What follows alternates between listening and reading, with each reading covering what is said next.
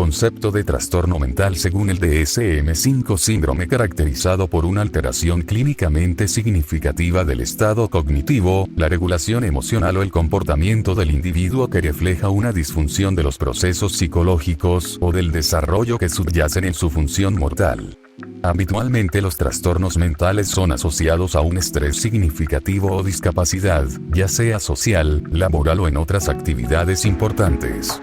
Diagnóstico y clasificación. Aspectos para valorar la conducta. Valoración biológica. Se realiza tratamiento con medicación. Valoración psicológica. Entrevista a padres, pruebas, valoración cognitiva, observación clínica. La conducta normal, anormal. Conducta modelo. Biogenia. La causa proviene de un deterioro orgánico, la falla de un órgano interno es la causa de la normalidad de la conducta. Modelo psicogénica.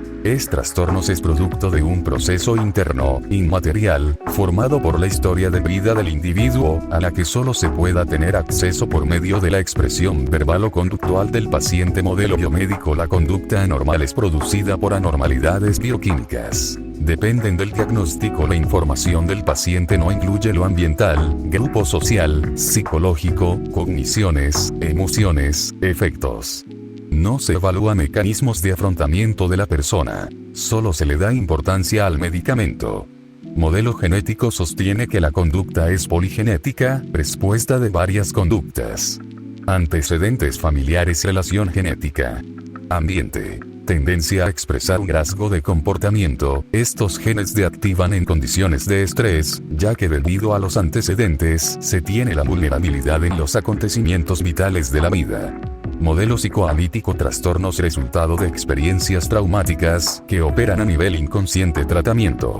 Buscar el inconsciente para llegar a las causas del trauma. Al hacer consciente de los síntomas se redujeron. Se desactivan los mecanismos de defensa. Ciencia cognitivo-conductual. Teorías psicológicas. Condicionamiento, indefensión aprendida, asociada a la depresión por trauma. Percepción humanista. Concepto de autorrealización. Condiciones que bloquean la autorrealización. Factores que impiden el crecimiento de una persona. Trastorno de ansiedad por separación. 1. Malestar excesivo y recurrente cuando se prevé o se vive una separación del hogar o de las figuras de mayor apego. 2. Preocupación excesiva y persistente por la posible pérdida de las figuras de mayor apego o de que puedan sufrir un posible daño, como una enfermedad, daño, calamidades o muerte. 3. Preocupación excesiva y persistente por la posibilidad de que un acontecimiento adverso, perderse, ser raptado, tener un accidente, enfermar, cause la separación de una figura de gran apego. 4. Resistencia o rechazo persistente a salir, lejos de casa, a la escuela, al trabajo o a otro lugar por miedo a la separación. 5. Miedo excesivo y persistente o resistencia a estar solo o sin las figuras de mayor apego en casa o en otros lugares. 6. Resistencia o rechazo persistente a dormir fuera de casa o a dormir sin estar cerca de una figura de gran apego. 7. Pesadillas repetidas sobre el tema de la separación. 8. Quejas repetidas de síntomas físicos, dolor de cabeza, dolor de estómago, náuseas, vómitos, cuando se produce o se prevé la separación de las figuras de mayor apego. El miedo, la ansiedad o la evitación es persistente, dura al menos 4 semanas en niños y adolescentes y típicamente 6 o más meses en adulto. Mutismo selectivo. A fracaso constante de hablar en situaciones sociales específicas en las que existe expectativa por hablar, en la escuela, a pesar de hacerlo en otras situaciones. La alteración interfiere en los logros educativos o laborales o en la comunicación social. La duración de la alteración es como mínimo de 1 mes, no limitada al primer mes de escuela.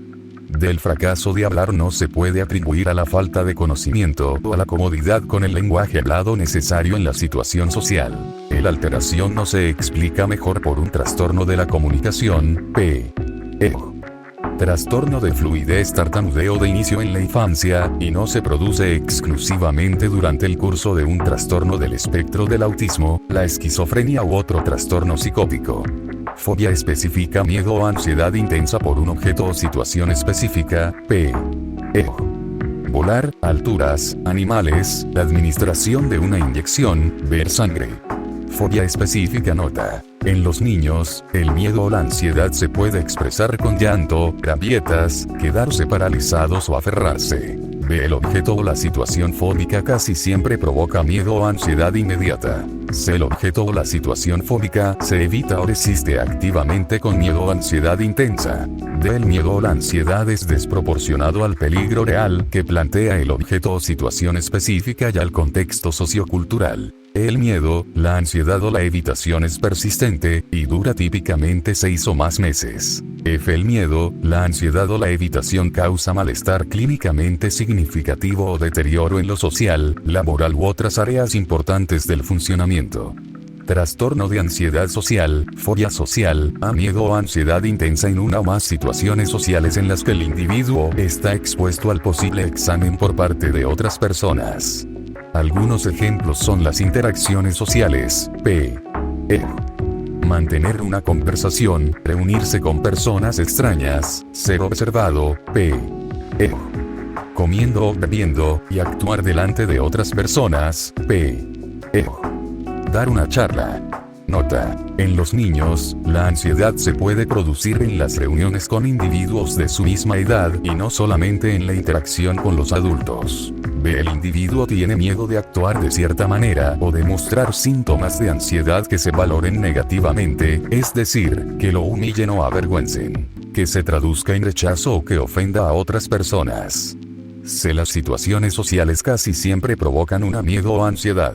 Nota: en los niños, el miedo o la ansiedad se puede expresar con llanto, rabietas, quedarse paralizados, aferrarse, encogerse o el fracaso de hablar en situaciones sociales. De las situaciones sociales se evitan o resisten con miedo o ansiedad intensa. El miedo o la ansiedad son desproporcionados a la amenaza real planteada por la situación social y al contexto sociocultural. F. El miedo, la ansiedad o la evitación es persistente, y dura típicamente 6 o más meses. G. El miedo, la ansiedad o la evitación causa malestar clínicamente significativo o deterioro en lo social, laboral u otras áreas importantes del funcionamiento.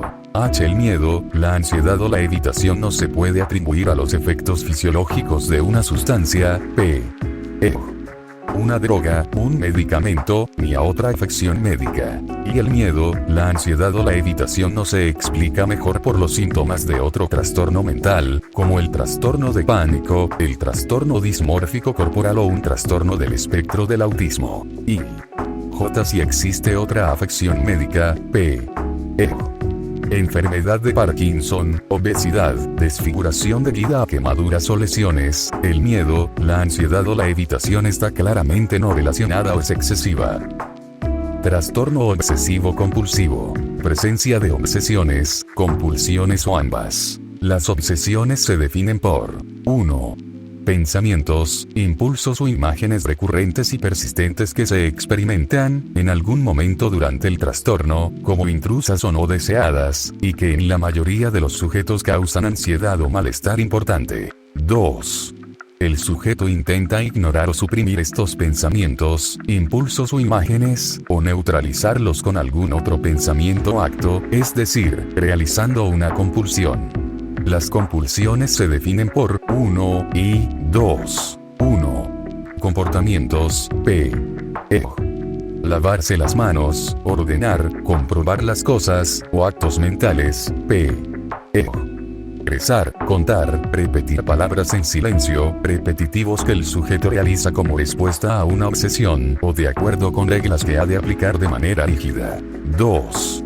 El objetivo de los comportamientos o actos mentales es prevenir o disminuir la ansiedad o el malestar, o evitar algún suceso o situación temida. Sin embargo, estos comportamientos o actos mentales no están conectados de una manera realista con los destinados a neutralizar o prevenir, o bien resultan claramente excesivos. Nota: los niños de corta edad pueden no ser capaces de articular los objetivos de estos comportamientos o actos mentales.